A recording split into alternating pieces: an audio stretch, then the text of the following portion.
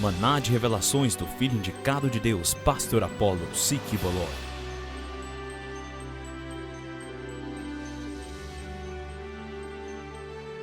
Lição 3. Fé da Semente. Louvado seja o Pai, pastor. Nós começamos o Maná de Revelação de hoje intitulado Fé da Semente. Pastor, começamos essa discussão com esta questão. Desde a extensão do Filho Unigênito até agora, muitas questões têm nublado a mente dos seguidores sinceros. Por que muitas igrejas e doutrinas foram estabelecidas, pastor? Por que existem tantas religiões neste mundo? Para onde irão os homens para serem salvos? Você pode nos esclarecer sobre isso, pastor? Louvado seja o Pai Todo-Poderoso. Hoje, continuaremos nossas lições nesse Maná de Revelações e começamos. Agora estamos na lição e no Maná de Revelação sobre a fé da semente. E todas essas revelações que eu estou compartilhando com todos vocês são projetadas de uma forma personalizada. Eu vou transmitir a todos vocês essas revelações com que o Pai me alimentou nesses 5 anos em que eu estava na Montanha da Aliança, Jardim do Éden restaurado em Tamayo, onde Ele me alimentou naqueles anos tumultuados, onde eu estava na fornalha da aflição. Apenas imaginem que as suas palavras estão agora conosco e me foram reveladas sobre intenso fogo de perseguição.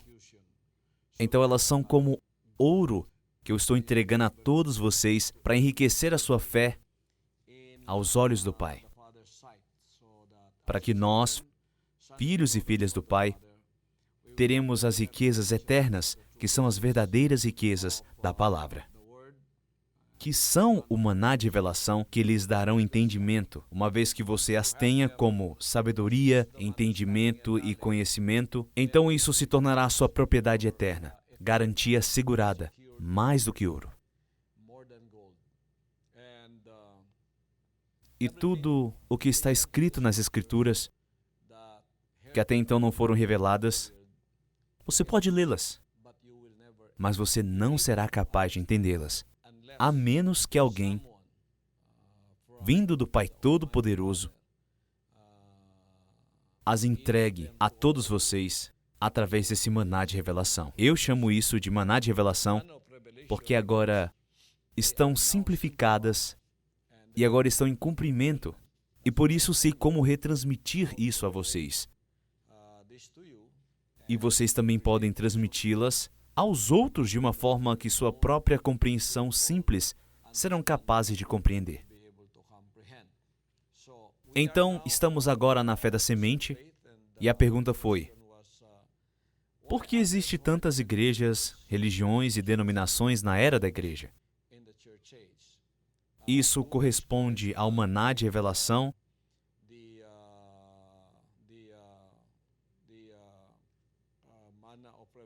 que você recebeu do Pai Todo-Poderoso?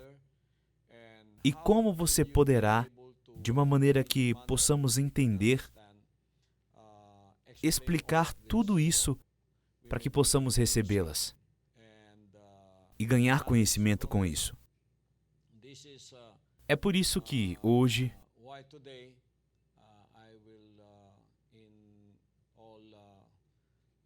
em humildade do Pai Todo-Poderoso, tentarei expô-las a todos vocês, para que nada disso passe sem que você seja capaz de compreender a partir delas. Vamos olhar para Lucas 8, 4, 15 primeiro, à medida que avançamos. Esta é a parábola do semeador. Ilustrará metaforicamente como o cristianismo passará por diferentes níveis de fé. Acontecerá até o nível final da fé, em que um filho surgirá tendo a verdadeira imagem do Filho Unigênito. Então, se lermos isto, antes de eu ser produzido como um filho, você nunca seria capaz de compreendê-las, porque elas ainda não estavam em cumprimento. Mas agora elas estão em cumprimento.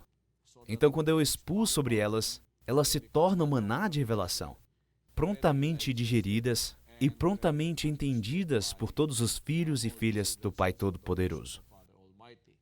Então, vamos ler Lucas 8, 4 a 15.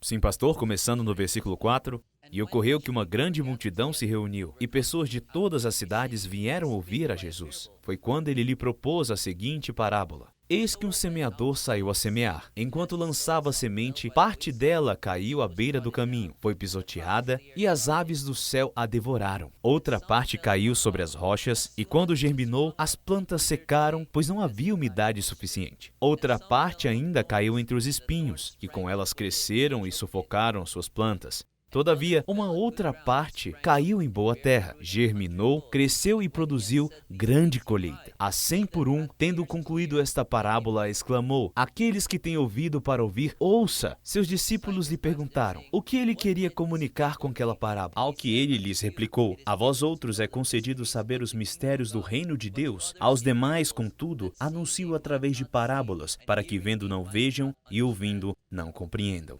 Eis, portanto, o esclarecimento dessa parábola. A semente é a palavra de Deus. Aos que caíram à beira do caminho, representam todos os que ouvem. Mas então chega o diabo e tira a palavra do coração deles, para que não venham a crer e não sejam salvos. As que caíram sobre as rochas simbolizam os que recebem a palavra com alegria assim que as ouvem.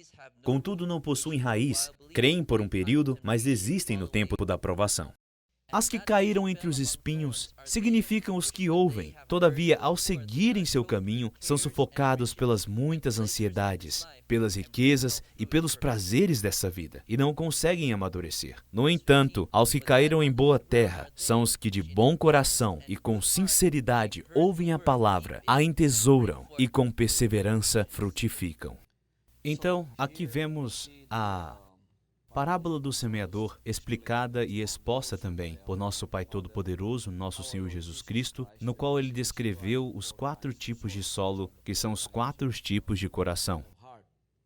E como ele expôs em Lucas 8, 4 a 15, versículo 5 diz: Eis que o semeador saiu a semear, enquanto lançava a semente, parte dela caiu à beira do caminho, foi pisoteada e as aves do céu a devoraram. Outra parte caiu sobre as rochas, e quando germinou, as plantas secaram, pois não havia umidade suficiente. Outra parte ainda caiu entre os espinhos, que com ela cresceram e sufocaram suas palavras. Todavia, uma outra parte caiu em boa terra, germinou, cresceu e produziu grande colheita. A 100 por um, tendo concluído esta parábola, exclamou: Aquele que tem ouvidos para ouvir, ouça. Seus discípulos lhe perguntaram o que ele queria comunicar com aquela parábola. E então expôs a eles o que também é o mesmo maná de revelações que eu estou expondo hoje. Ao que ele lhes replicou: A vós outros é concedido saber os mistérios do reino de Deus. Aos demais, contudo, anuncio através de parábolas, para que vendo não vejam e ouvindo não compreendam. Eis, portanto, o esclarecimento dessa parábola. E agora eu expus em uma linguagem que podemos entender. A semente é a palavra de Deus. A semente conhecida para os seres humanos físicos é a semente semeada no chão, como plantas, como ervas e assim por diante. Mas quando se trata das coisas espirituais de Deus, a semente é a palavra de Deus. Essa é a semente. As que caíram à beira do caminho representam todos os que ouvem. Esse é o primeiro tipo de coração. Mas então chega o diabo e tira a palavra do coração deles, para que não venham a crer e não sejam salvos. Aos que caíram sobre as rochas, simbolizam os que recebem a palavra com alegria, assim que a ouvem. Contudo, não possuem raiz, creem por um período, mas existem no tempo de provação. Aos que caíram entre os espinhos significam os que ouvem, todavia, ao seguirem seu caminho, são sufocados pelas muitas ansiedades, pelas riquezas e pelos prazeres dessa vida, e não conseguem amadurecer. No entanto, os que caíram em boa terra são os que, de bom coração e com sinceridade, ouvem a palavra, a entesouram e com perseverança frutificam. 4 tipos de coração. O Pai está falando aqui. É o primeiro tipo de solo, que é o tipo de solo que recebe a palavra, mas não consegue entendê-la. E assim as aves da terra vieram e apenas tiraram a palavra. e elas não deram frutos e se perderam. O segundo tipo é aquele que recebe a palavra com alegria, e há várias pessoas dessa forma. Mas eles não têm raízes, são rasos, eles não têm profundidade, pois quando a perseguição, ou dificuldades, ou problemas, ou provações, tentações os visitam, eles murcham e eles se desviam. Estes são aqueles que não entendem, eles carecem de compreensão. E é por isso que muitas vezes eu tenho dito às pessoas, não use seu entendimento, use a sua fé para receber a palavra de Deus. Porque essas pessoas que recebem com alegria ficaram felizes por terem entrado em contato com a palavra de Deus, entrado em contato com o Filho, mas em breve, porque eles não têm profundidade, quando não há profundidade, significa que você não está profundo com seu seguir a Ele, porque você está apenas usando o seu entendimento casual, natural e carnal sobre Ele, em vez da sua fé. Então você vai cair quando dificuldades, tentações, provações, perseguições, tribulações, confusões o visitarem. E você não será capaz de entender essas coisas. Então você murchará, e você cairá, você se desviará, e não dará frutos. E o terceiro tipo de solo é a categoria de solo, o tipo de coração que ouviu, eles se sobressaem, mas com os cuidados das riquezas e prazeres dessa vida, sufocam a palavra e não trazem nenhum fruto à perfeição. Essas são as pessoas que estão ocupadas, dando ouvido às suas ambições e aos planos futuros. Essas são as pessoas que ouviram a palavra de Deus, têm outros planos sobre o que fazer com suas vidas, se eles continuam sua busca para seguir a vontade do Pai, ou voltar para a escola, ou se tem algum negócio para resolver, ou tenha uma ambição de se tornar algo, tem ambição de ficar rico, tornar-se famoso, coisas do tipo. Essas pessoas, quando ouvem a palavra de Deus, por causa dos cuidados e prazeres deste mundo, sufocam a palavra e não dão frutos. Então, todos estes três tipos de solo ouviram a palavra de Deus, mas nada disso levou a resultado algum, porque não produziram nenhum fruto. Então, a ideia essencial aqui é: a semente foi plantada em seus corações, cresceram, e o Pai será capaz de colher os frutos de você.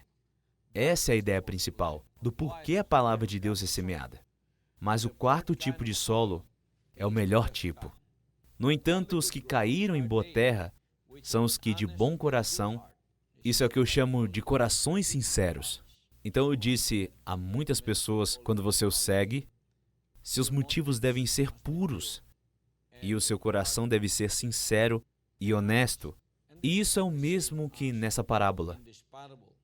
Eles são chamados de boa terra, eles são chamados de pessoas com bom coração, que é um coração honesto e bom, tendo ouvido a palavra, eles guardam isso. Eles acreditam nisso. Guardar a palavra significa que eles acreditarão nisso. Guardar significa que eles seguirão isso. Guardar significa que eles amarão isso. E estes são os que produziram frutos com paciência. E o Pai, nessa parábola, já categorizou esses tipos de pessoas, esses tipos de coração. Assim como no passado confiou seu reino às eras que ele escolheu, como os judeus e a era da igreja. Estes são compostos de pessoas, mas dentro do chamado dessas pessoas, vieram tipos diferentes de coração. diferentes tipos de solo. E a razão pela qual eu estou aqui hoje é que a semente também fosse semeada nos corações. Mas eles estavam na categoria dos 3 tipos de solo. Mesmo eles tendo um coração duro, como a era judaica, pessoas da era judaica, ou eles têm estado ocupados com suas vidas, com sua vida em ambições, plano que eles queriam seguir, ou são simplesmente superficiais. Eles receberão a palavra com alegria, mas eles permanecerão por um tempo, mas porque eles ainda não estão prontos para se comprometer 100%, eles não estão prontos para entregar a sua vida 100%, quando o calor do sol atingir a semente que foi semeada, ela murchará, porque não tem profundidade. Essas são as pessoas que são superficiais, rasas porque elas realmente não têm nenhuma dedicação. Elas realmente não querem totalmente dedicar suas vidas, 100%, à busca da perfeição para seguir a vontade do Pai em suas vidas. Eles não são realmente 100% dedicados e comprometidos a seguir a vida do Filho. Então, quando a perseguição, a provação e a tribulação vierem, eles desaparecerão. Eu acho que esta é também a categoria das pessoas lá na era da igreja. E é por isso que quando o chamado veio a mim, e agradeço ao Pai que eu não caí na categoria dos 3 primeiros tipos de solo, 3 tipos de coração. Eu agradeço ao Pai que eu pertenço ao 4º tipo, o coração bom, honesto e sincero em descobrir qual é a vontade do Pai. E eu estou realmente, totalmente dedicado e comprometido com a sua vontade. Que a minha confissão e testemunho de fé reverberaram por todo o mundo nas apresentações de ação de graça, na minha mensagem, no programa Give Us This Day, Powerline, Sounds of Worship. Você sempre me ouve dizer sobre o que eu já disse antes. Meu coração está firme e a minha mente tomou a decisão. O que quer que aconteça, acontecerá, mas seguirei a vontade do Pai. Não importa o que aconteça. Isso é dedicação verdadeira. E eu quis dizer cada palavra que eu disse. E é por isso que eu estou aqui hoje. E o Pai foi capaz de colher o fruto de mim. Eu sou o primeiro fruto daqueles que nasceram do espírito de obediência à vontade do Pai. E agora o Pai está me usando como a sua voz audível, como sua manifestação de sua segunda vinda aqui nessa terra, para reunir com Ele todos os seus filhos. Porque eu estou aqui. E eu estou aqui para produzir mais frutos para Ele. E eu sou o modelo. Eu sou o primeiro produto final. Eu sou o modelo. Eu sou o padrão da salvação. E é por isso que o Filho é o único que pode dizer: eu sou o caminho, a verdade e a vida. Ninguém vai ao Pai senão por mim. Olhe o que aconteceu na era judaica, que começou em 2000 a.C. a 70 depois de Cristo. Deus originalmente planejou dar a sua salvação no meio do povo judeu. Os judeus sabiam que eles eram a nação de Deus. Era uma nação comum entre os judeus, que uma vez que um judeu nascia, automaticamente ele se tornava um filho de Deus, e a salvação estaria sobre ele. Mas as vidas do povo judeu só giravam em torno dos rituais no templo. Em Mateus 24:2. Ele, entretanto, lhe observou: estais vendo todas essas coisas? Com toda certeza eu vos afirmo que não ficará aqui pedra sobre pedra, pois que serão todas derrubadas. O Pai lidou com eles por cerca de 2070 anos. Ele lidou com eles a fim de produzir o fruto, para que o solo fosse preparado e a semente fosse semeada. Essas eram as relações do Pai com eles, através de profetas, através de Moisés, através de profetas que foram enviados a eles. Mas, como eu disse anteriormente, eles caíram na categoria dos 3 primeiros tipos de solo. eles eram duros, teimosos, rebeldes. Segundo, eles eram superficiais. Eles não estavam realmente comprometidos. É por isso que eles só receberam um componente físico daquela salvação, nunca o espiritual, porque não houve verdadeira dedicação e compromisso em seguir ao Pai, apesar de ter sido pregado a eles. E o terceiro, estavam lá somente para o próprio ganho material e financeiro para si mesmo. É por isso que a palavra de Deus nunca deu frutos quando ele estava lidando com as pessoas na era judaica. É a mesma coisa com aqueles na era da igreja. Eu posso atestar isso porque eu vim da era da igreja. E a maioria de vocês também veio da era da igreja. E o que aconteceu? A hipocrisia que podemos ver lá. Como o Filho unigênito veio há 2000 anos atrás e viu o que estava acontecendo com as pessoas da era judaica, eu vim e também vi o que estava acontecendo com o povo da era da igreja. Era totalmente o mesmo, apenas em um cenário diferente, porque a vinda do Filho unigênito foi na era judaica, 2000 anos atrás. E a minha vinda ocorreu entre os gentios, nesses dias da nossa geração.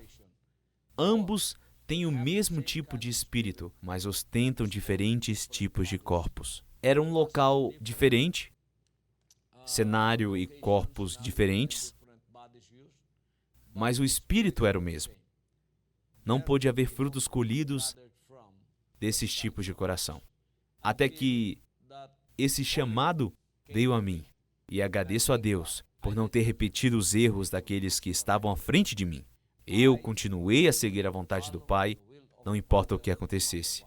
Eu usei a minha liberdade de escolha para que, naqueles tempos em que Ele me chamou, o Pai pudesse derramar todas as sementes plantadas em meu coração.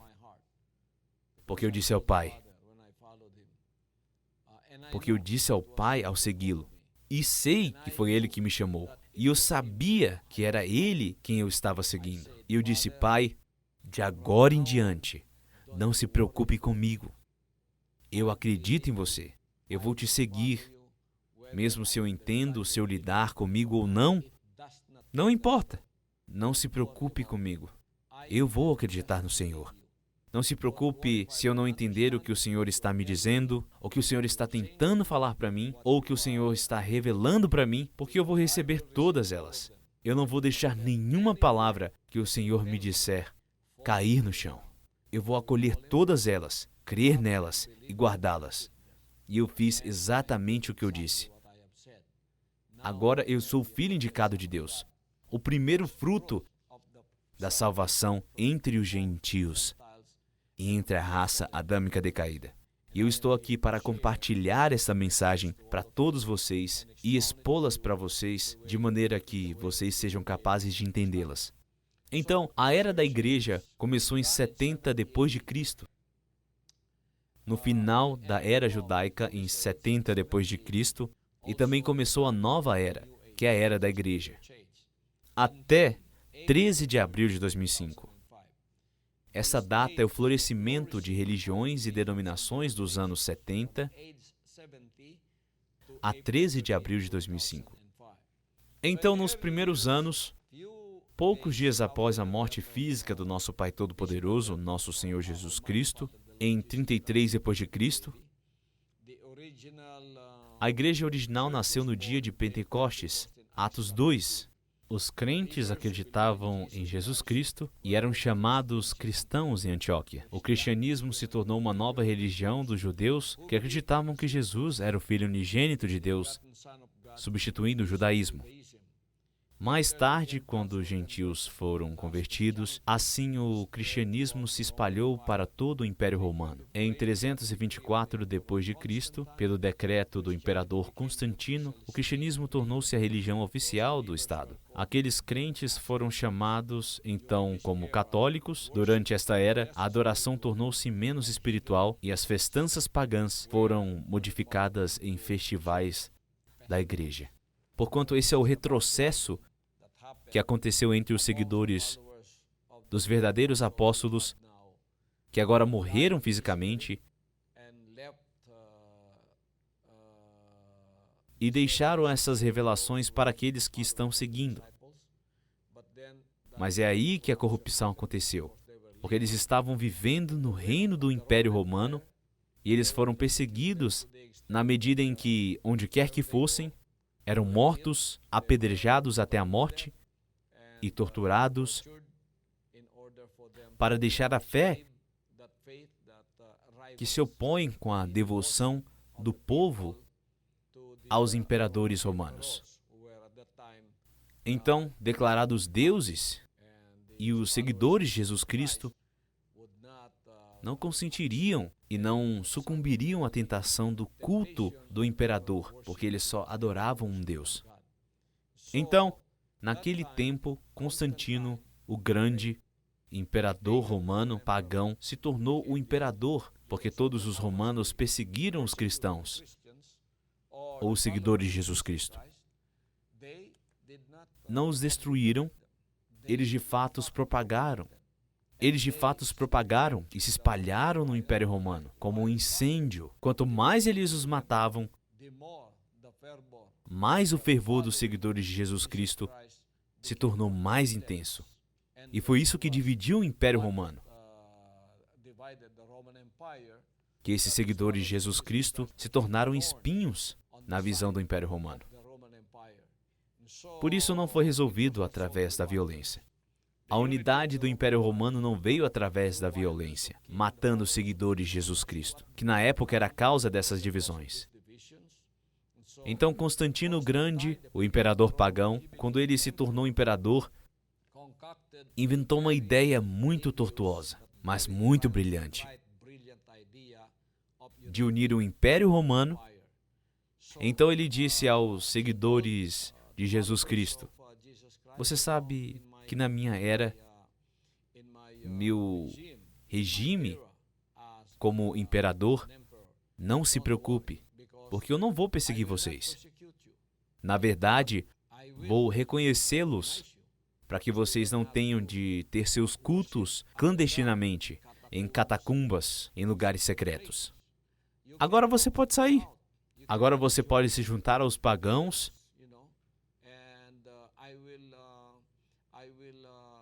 e eu reconhecerei a sua religião e declararei que ela é a religião oficial do meu império, o Império Romano. Então, quando ele fez isso, meus irmãos e irmãs, esse foi o casamento entre o paganismo e o cristianismo.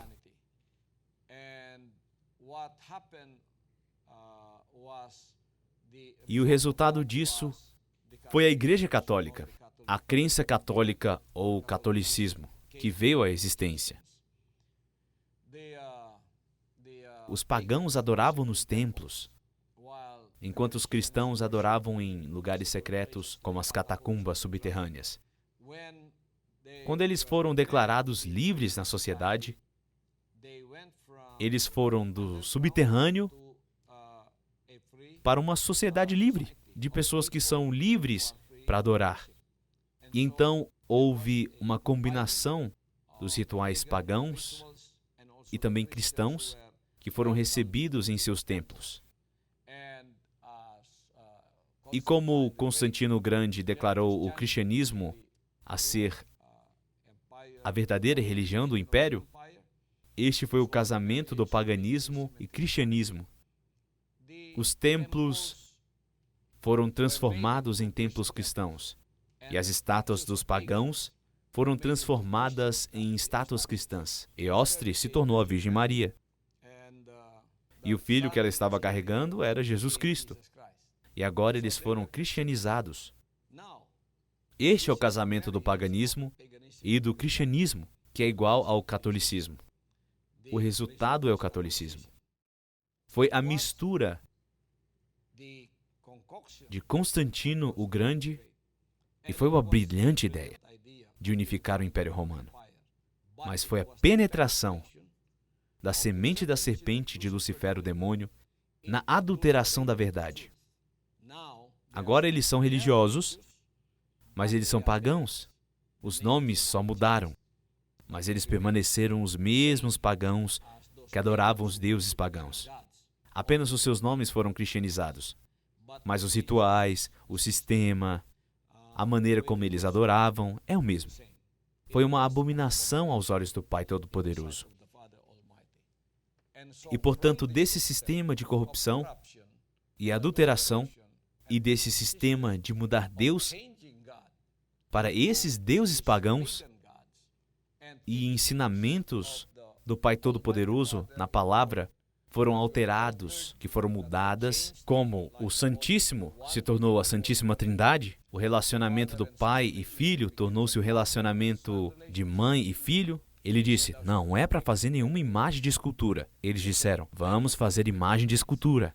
Ele disse para que não se repetisse orações. Eles disseram, não, a gente vai repetir a oração, pois deve ser feita. Então, tudo isso estava em contradição. Satanás, Lucifero, o demônio, através da semente da serpente que estava neles, governou todas essas pessoas ao engano, a acreditar que este era o verdadeiro Deus, quando na verdade não era. Então, foi por causa de toda essa confusão que temos hoje, uma Babel de vozes gerada por essa mãe, que agora é a mãe da promiscuidade e abominação na terra. Começou a progressão dessa corrupção para outras denominações que a seguiram. Era o mesmo sistema, a entronização da vontade humana e o desentornamento da vontade do Pai. A vontade do Pai foi lentamente alterada, foi coberta, foi distorcida, foi deixada de lado. Então o homem fez as suas tradições feitas por sua vontade humana, por sua semente da serpente, foi entronizada no coração do povo até o dia em que fui escolhido. E eu vi isso. Até o dia em que o Pai me colocou em uma montanha por 6 anos, eu vi o que as outras pessoas que anseiavam pela verdadeira luz da salvação, já viram. E agradeço ao Pai que Ele já me escolheu. Agradeço ao Pai que eu pude superar. Agradeço ao Pai que eu me tornei seu filho indicado ungido para ser a sua voz audível nos últimos dias. De modo que você está sentado nas trevas agora, será capaz de entender isso. E em 13 de abril de 2005, é o início oficial da Era do Reino e o término oficial da Era da Igreja. Agora estamos na Era do Reino, sob a administração do Filho indicado. Começando naquele dia, até quando, eu não sei, mas este é agora o começo da salvação da humanidade, que se importará em ouvir a voz do Filho indicado. Então, esses últimos passos da progressão da fé, onde a plena maturidade da semente, Palavra de Deus, ocorreu. E a Palavra de Deus, que se encontra em Romanos 1,17, está agora em cumprimento. As partes da vida da semente do milho, isto é, a lâmina, o caule, a borla e a espiga de milho, são importantes apenas enquanto a semente ainda não tiver aparecido. Então, vamos olhar para Romanos 1,17. E eu gostaria de estudar de forma cronológica, sistemática, com vocês, como esta progressão da fé se tornou a perfeição da fé, quando a fé da semente já chegou em cumprimento em Marcos, capítulo 4, versículo 26 a 29. Vamos ler em Romanos 1,17 primeiro. Sim, pastor, em Romanos 1,17, visto que a justiça de Deus se revela no Evangelho, uma justiça que do princípio ao fim é pela fé, como está escrito, o justo viverá pela fé. Visto que a justiça de Deus se revela no Evangelho, uma justiça que do princípio ao fim é pela fé, como está escrito, o justo viverá pela fé. Assim, a progressão da justiça de Deus, que será revelada de fé em fé, não é apenas o catolicismo, é de fé em fé. De fé em fé, isso significa que vai de uma progressão para outra, mas não vai parar por aí. Só irá parar quando chegar à perfeição, quando a primeira semente que foi semeada aparecerá no final com a mesma imagem e a mesma vida. Não apenas uma, mas muitas. E eu creio que se encontre em João 12, 24. Por favor, leia isso. Sim, pastor, em João 12, 24. Em verdade vos asseguro, que se o grão de trigo não cair na terra e não morrer, permanecerá ele só, mas se morrer, produzirá muito fruto. Em verdade vos asseguro que se o grão de trigo não cair na terra e não morrer, permanecerá ele só, mas se morrer, produzirá muito fruto. A primeira semente que foi semeada foi a vida de Jesus Cristo, nosso Pai Todo-Poderoso, o Filho unigênito na era judaica. E agora a sua vida progrediu de uma fé para outra, começando com o catolicismo, começando com a fé da lâmina, a fé do talo, a fé da borla, a fé da espiga de milho e, finalmente, a fé da semente. Este é o cumprimento de Marcos 4, 26 a 29. Então contou-lhes que o reino de Deus é semelhante a um homem que lançou a semente sobre a terra. Enquanto ele dorme e acorda, durante noites e dias, a semente germina e cresce, embora ele desconheça como isso acontece. A terra por si mesmo produz o fruto. Primeiro surge a planta, depois a espiga e mais tarde os grãos que enchem a espiga. Assim que as espigas amadurecem, o homem imediatamente lhes passa a foice, pois é chegado o tempo da colheita. Eu vou repetir João 12, 24. Em verdade vos asseguro que se o grão de trigo não cair na terra e não morrer, permanecerá ele só, mas se morrer, produzirá muito fruto. Meus irmãos e irmãs, essa é a parábola do reino e também a parábola da semente crescida. Nós estamos agora no reino. E a parábola do reino que só será entendida pelo único que foi confiado a ter o reino dos céus aqui na terra hoje. E esse é o Filho indicado. E então, enquanto eu repito para você o cumprimento de Romanos 1,17, uma justiça que do princípio ao fim é pela fé, e da lâmina para o caule, para a fé da borla, e depois para a fé da espiga, e depois para a fé da semente. Olhe para a fé da lâmina. Foi sobre o catolicismo que estivemos falando, que primeiro foi reconhecido a verdade revelada por Deus e foi espalhada pelo mundo inteiro. São eles, os jesuítas, os CVD, os franciscanos, os carmelitas, os agostinianos e etc. Isso também inclui movimentos religiosos que também surgiram como os católicos carismáticos, o El Shaddai, os casais para Cristo e tudo isso que está ligado à Igreja Católica ou os católicos. E a influência do catolicismo, eles pertencem à fé da lâmina. Nomeie a todos como católicos. Católicos ortodoxos, orientais, ortodoxos ocidentais, católicos romanos, todos aqueles que pertencem à fé da lâmina. Então eles foram os que começaram.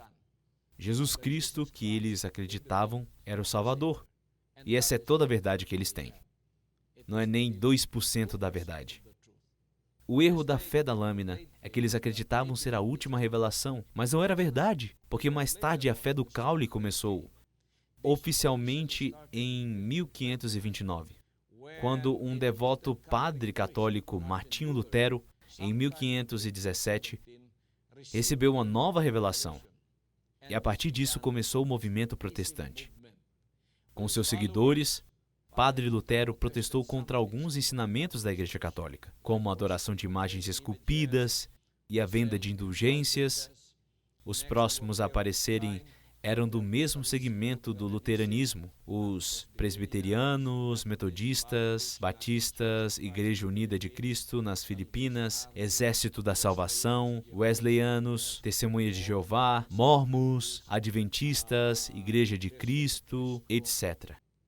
Todos no movimento evangélico que não são católicos, mas acreditam que Jesus Cristo é o Salvador, eles pertencem ao movimento protestante. Esta é a fé do caule.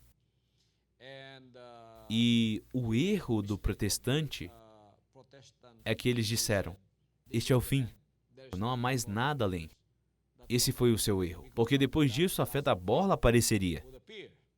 A fé da borla apareceu, isso caiu no trinitarianismo pentecostal. Tudo começou em 1º de janeiro de 1901, no Kansas, quando uma estudante chamada Agnes Osman falou em línguas de acordo com Atos 2:4 e 1 Coríntios 14:2. Isso incluiu todas as religiões que não são protestantes, mas falam em línguas e que se chamam trinitaristas. Exemplo que está incluído na fé da borla, as Assembleias de Deus, a Igreja Evangelho Quadrangular, o Tabernáculo da Fé, Mori Cerulo, Assembleias de Deus, Novo Testamento Quadrangular, Jesus é o Senhor, Cristo Oriente, Tabernáculo da Fé, Capela da Vitória, Vida Cristã, e assim por diante. Desde que eles falem em línguas e se chamam de trinitarianos, eles pertencem à fé da borla. E o erro daqueles da fé da borla, como os trinitarianos pentecostais, é que eles disseram que depois disso não há mais nada. Este agora é o momento da colheita. Mas realmente não é a colheita ainda, porque a semente ainda não tinha chegado. Então, próximo a chegar é a fé da espiga. Isso caiu para o movimento pentecostal unitário, seja a Igreja Pentecostal Unida ou a Igreja Apostólica de Jesus Cristo,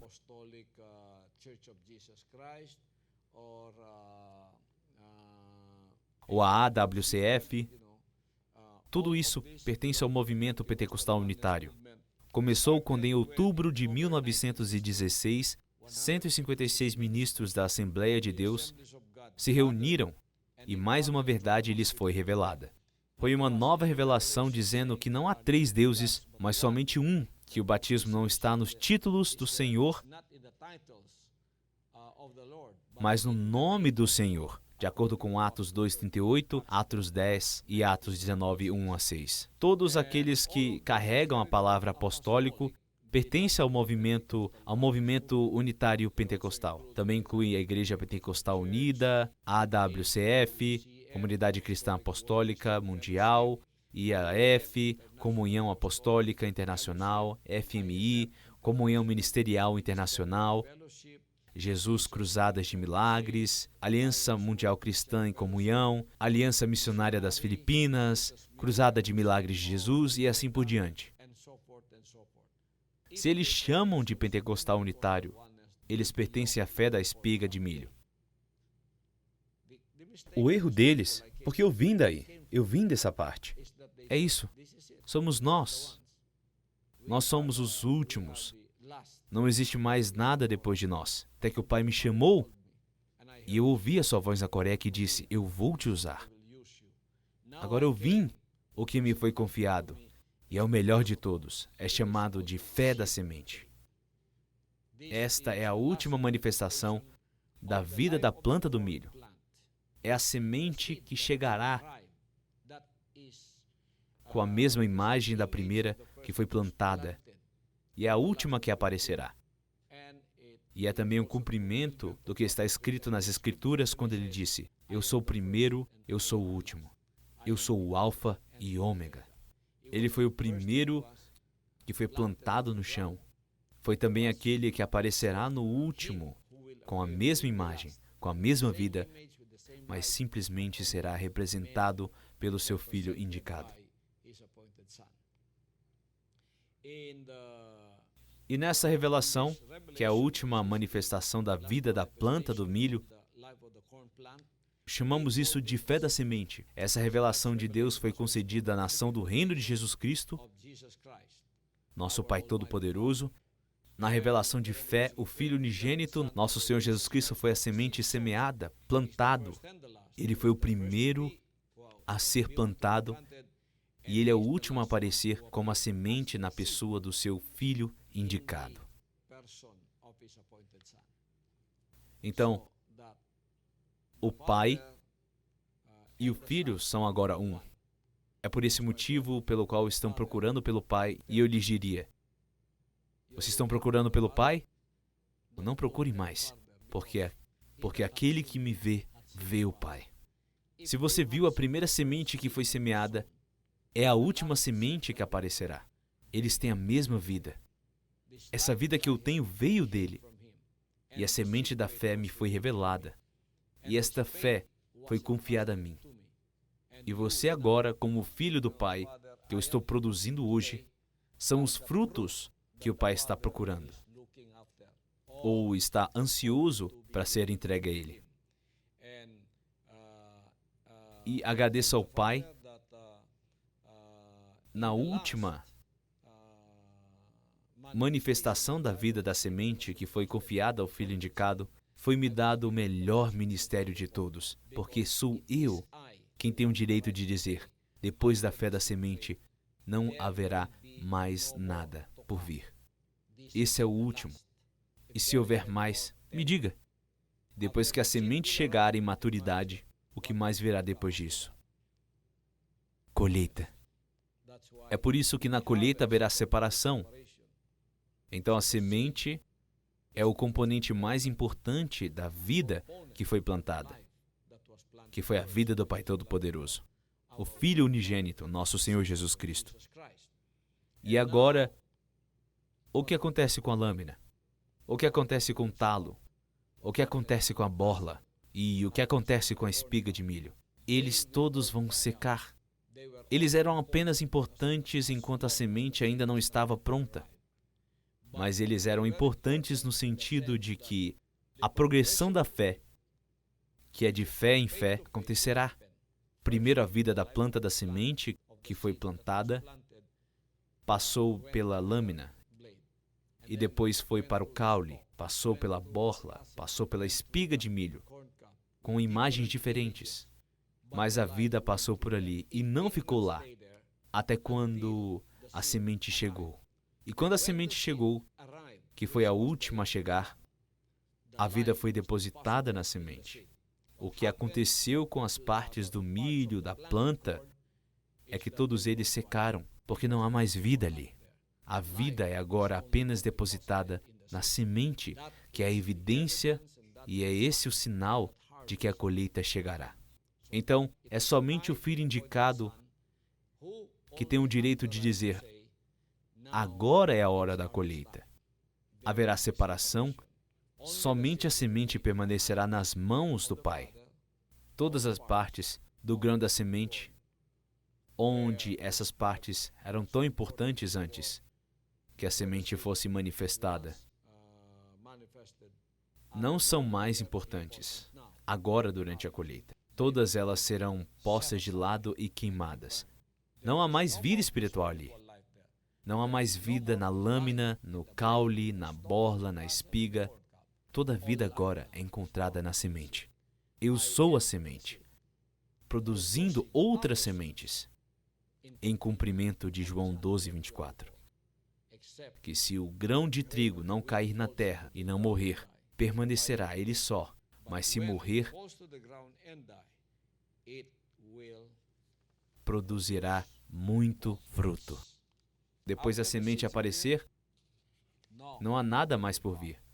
E depois de todo esse conhecimento que estou compartilhando com todos vocês, eu estou compartilhando com todos os filhos e filhas do Pai Todo-Poderoso, isso resolverá todos os enigmas em sua mente sobre o porquê de tantas facções cristãs e denominações e religiões na era da igreja. Eles são importantes apenas enquanto filho.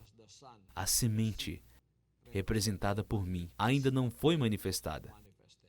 Mas agora que eu estou totalmente manifesto, essas outras fases não são mais importantes. Não há mais vida espiritual lá. Toda a vida espiritual está agora depositada no Filho. E é por isso que somente o Filho pode dizer: eu e o meu Pai somos um. E é por isso que somente o Filho pode dizer que eu sou o caminho, a verdade e a vida. Toda a vida espiritual está no Filho. Você não pode ir ao Pai Celestial a não ser que passe por mim.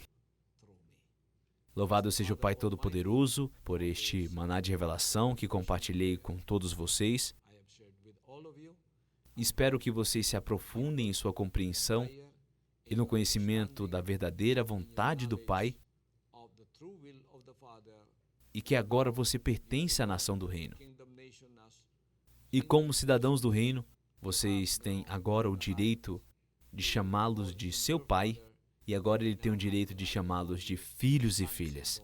Porque nós, começando com o Filho indicado, temos a vida de Jesus Cristo, o Pai Todo-Poderoso, dentro de nós. Somos a verdadeira semente que é semeada no mundo de hoje.